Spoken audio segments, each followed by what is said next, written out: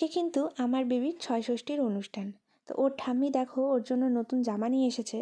আর এদিকে আমার মা একটা থালা সাজিয়ে নিয়েছে। এই থালার মধ্যে কিন্তু আছে পঞ্চপ্রদীপ, তারপর আছে সোনা রূপো, 1 টাকার একটা কয়েন, আর আছে ধান ও দুব্য। আর আমাদের 2 বাড়ির থেকে কিন্তু মিষ্টি আনা হয়েছে।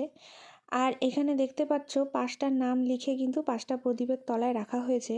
তো কথায় বলে যে যেই প্রদীপটা শেষ পর্যন্ত জ্বলবে সেই নামটাই কিন্তু বেবির রাখা হয়। আর এদিকে দেখো আমি কিন্তু বেবিকে কোলে নিয়ে বসে গেছি।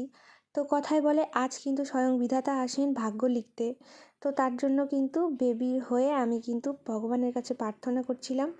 আর দেখতেই পাচ্ছ এখানে কিন্তু প্রদীপ জ্বালিয়ে দেওয়া হয়েছে। এই প্রদীপটাকে কিন্তু সারা রাত জেগে জ্বালিয়ে রাখতে হয়। তো কেউ না কেউ জেগে সারা রাত প্রদীপটিকে জ্বালিয়ে রাখবে। আর এখানে দেখো হরে কৃষ্ণ লেখা আছে। এই কাগজটি কিন্তু যেই ঘরে বেবি থাকে সেই ঘরের কিন্তু দরজার মধ্যে লাগিয়ে রাখতে হয়। আর এই ছয়ষষ্ঠীর অনুষ্ঠান কিন্তু সন্ধ্যাবেলাতেই হয়। তার জন্য দেখো সন্ধ্যাবেলা কিন্তু মা চা বসিয়ে দিয়েছিল। তো সবার জন্য লাল চা, বিস্কুট আর এদিকে মিষ্টি, এগুলো সবাই মিলে খাওয়া দাওয়া করে তারপর কিন্তু আমার শ্বশুরবাড়ির লোকরা ফিরে গেছিলো। তো বাড়ি গিয়ে দেখতেই পাচ্ছ আমার বর কিন্তু কতগুলো মিষ্টির প্যাকেট কিনে নিয়ে এসেছে। তো এই মিষ্টির প্যাকেটগুলো কিন্তু আমার বেবি হওয়ার আনন্দে পাড়াতে সবার বাড়িতে দেওয়া হবে, তার জন্যই আনা হয়েছিল। তো এরপর চলো তোমাদেরকে জানাই শেষ পর্যন্ত আমার ছেলের নাম কি রাখা হয়েছিল।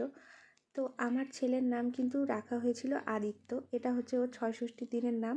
এটা কিন্তু ওর ডাক নাম, ভালো নাম এখনও রাখা হয়নি। তো সেটা এখনও চিন্তা ভাবনা করা হয়নি, সেটা যখন রাখা হবে তোমাদেরকে আমি অবশ্যই জানাবো। তো আজকের ভিডিওটি এতটুকুই। কেমন লেগেছে আমাকে কিন্তু অবশ্যই জানিও। দেখা হচ্ছে তোমাদের সাথে আরও নতুন নতুন ব্লগে। তো আজকের জন্য বাই বাই।